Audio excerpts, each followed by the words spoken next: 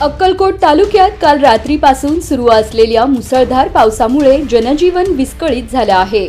बोरगाव देशमुख येथील ओढ्यावरील पुलावरून पाणी वाहू लागल्यानं घोळसगाव, वागदरी आणि बोरगाव या गावांचा संपर्क तुटला आहे। परिसरातील ओढे व नाले भरून वाहत असून अनेक रस्ते जलमय झाले आहेत। या पावसामुळे कुरनूर धरणामध्ये मोठ्या प्रमाणात पाण्याची आवक होत आहे। परिणामी धरण प्रशासनाने विसर्गामध्ये वाढ करत आज सकाळी 600 क्युसेक वरून 1200 क्युसेक पर्यंत विसर्ग सुरू केला आहे।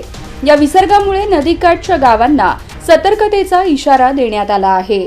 या अतिवृष्टीमुळे शेतांमध्ये पाणी साचलं असून तूर, उडीद, सोयाबीन यासारख्या खरीप पिकांचं मोठ्या प्रमाणात नुकसान झालं आहे। काही ठिकाणी शेतं पूर्णतः पाण्याखाली गेली आहेत। प्रशासनाकडून संभाव्य धोक्याच्या पार्श्वभूमीवर आपत्कालीन यंत्रणा सज्ज ठेवण्यात आल्या आहेत।